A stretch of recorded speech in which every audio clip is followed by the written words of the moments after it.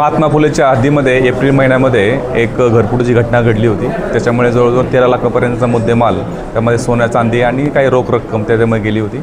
आपलं त्याच दिवसापासून आपली टीम जी आहे त्याच्यामध्ये वर्कआउट करत होत्या महात्मा फुले पोलीस स्टेशनच्या, आणि तिथले जे DB स्टाफ असेल आणि तिथले सिनियर पोलीस इन्स्पेक्टर आहेत यांनी अतिशय त्याच्यामध्ये उत्कृष्ट कामगिरी करून त्याच्यामध्ये आत्तापर्यंत आपण 3 आरोपींना त्याच्यामध्ये ताब्यात घेतलेला आहे। आणि त्याच्याकडून 7.5 लाखापर्यंतचा मुद्देमाल, त्या मुद्देमालामध्ये 100 ग्रॅम सोन्याची लगड जप्त केलेली आहे, 1 किलो चांदी जप्त केलेली आहे, त्याच्यामध्ये काही चांदीचे कॉईन्स आहेत, त्यानंतर चांदीच्या विटा आहेत अशा प्रकारचे, त्यामुळे आणि काही रोख रक्कम, असा जवळजवळ 7.5 लाखापर्यंतचा मुद्देमाल जो आहे तो मुद्देमाल त्या टीम करून रिकवर केलेला आहे। आणि यातले जे आरोपी आहेत या आरोपीच्यावरती पण यापूर्वी जे काही गुन्हे दाखल आहेत त्या अनुषंगाने इतरही गुन्हे त्याच्याकडून आम्हाला उघड होण्याची आमची शक्यता असल्यामुळे त्यांचासुद्धा आम्ही पोलीस रिमांड करून त्यामध्ये तपास सुरू आहे। या टीममध्ये पूर्ण आपला API भुजबळ आहे, PSI मडके आहे आणि त्यांचे सर्व DBचे कर्मचारी, त्यांनी अशी उत्कृष्ट कामगिरी केलेली आहे।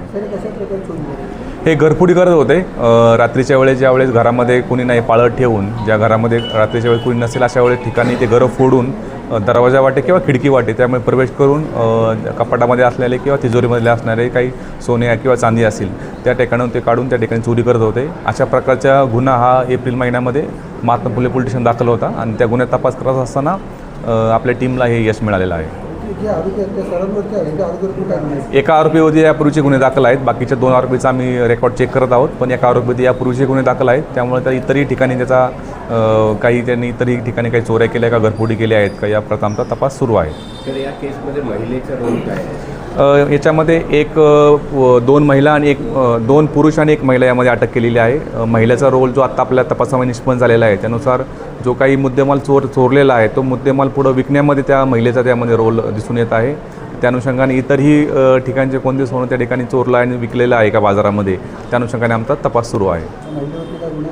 महिलेवरती यापूर्वीचे गुन्हे दाखल नाहीत, त्यातला मेन जो चोरणार आहे त्याच्यावरती गुन्हे दाखल आहेत, जो घरफोडी करणारा आहे, पण इतरही ठिकाणी काय आमचं काही त्याचं रेकॉर्ड आहे का इतर ठिकाणचं, आम्ही त्याच्याबद्दलची माहिती घेत आहोत।